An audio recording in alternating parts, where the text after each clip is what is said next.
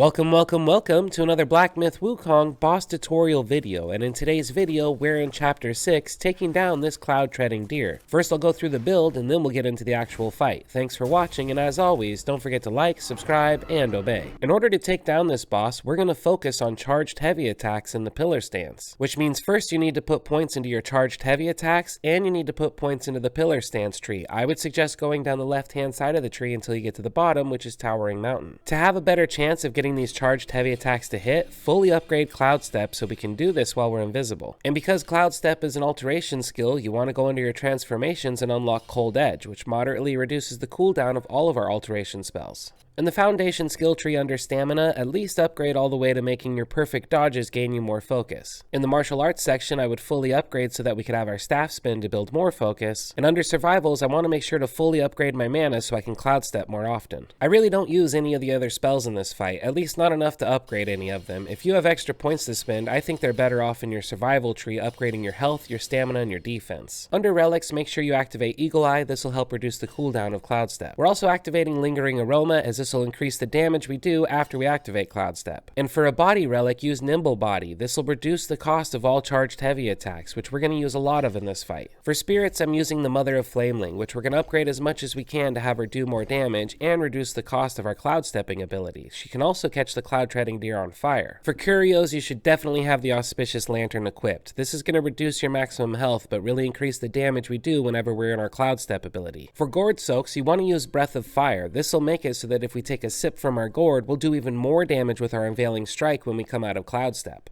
Now let's get to the actual fight. When the fight starts off, we're going to go straight into pillar stance. I want to charge up a heavy attack and show you why I'm using this. Here the Cloudtreading deer attacks me, but it doesn't knock me off my stance. I still have time to charge my attack. And when he starts summoning tornadoes like this, you've got even more time. You'll see the Cloudtreading deer make tornadoes like this regularly, and that's why we brought the Wind Tamer. It'll cancel out these tornadoes and knock him on his back for a moment. But this is a big arena and he does a lot of tornadoes, so don't just use it right away. Save it for when you really need it and you have a chance to retaliate after you knock him down. We just took a sip from our gourd, which is going to increase the damage our Unveiling Strike does for a little bit. So let's go straight into Cloud Step here and then charge up a full 3 focus heavy attack. And look how much more damage it does this time.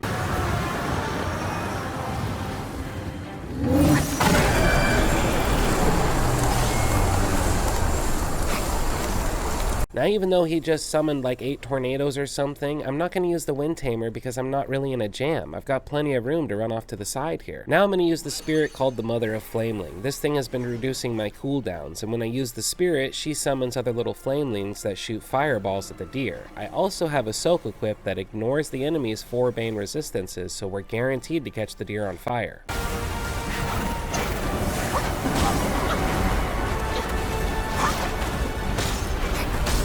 And Cloud Step can also be used to get you out of a jam. Here I was going to get stomped on a little bit, so I went into Cloud Step as a defense. Then I can start charging up my 3 focus heavy attack and hit him before he gets off whatever attack that was going to be. When he lays down on the ground, you want to hurry and get in as many attacks as you can. If we can staff spin enough to build up 3 full focus points, we can smack him back to the ground again in no time. Unfortunately, I wasn't able to get in enough attacks though to get to that 3rd focus point, and this tornado's pushing me around a little bit. So this is when I'm going to use the Wind Tamer, because I want that tornado off my back, and he's close enough to where if he knocks down, I can get in position to finish charging that 3 focus heavy attack, and then smack him with it, which is going to do a ton of damage. His health is low enough now to where we should be able to finish this off with one more fully charged heavy attack. But here's what they don't tell you about this fight. There's a phase 2 in this one.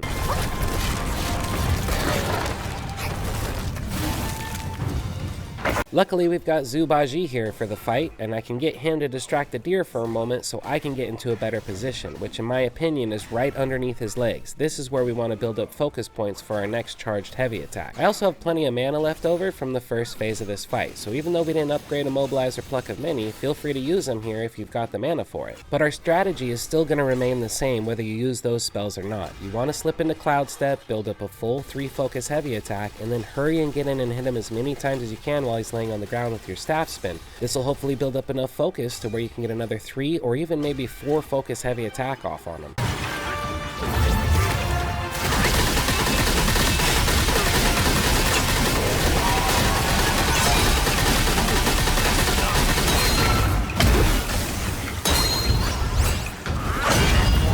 And And that, my friends, is how a monkey takes down a deer. If you have any other tips, strategies, or suggestions for this fight, please leave it in the comments below. And as always, thanks for watching. Don't forget to like, subscribe, and obey.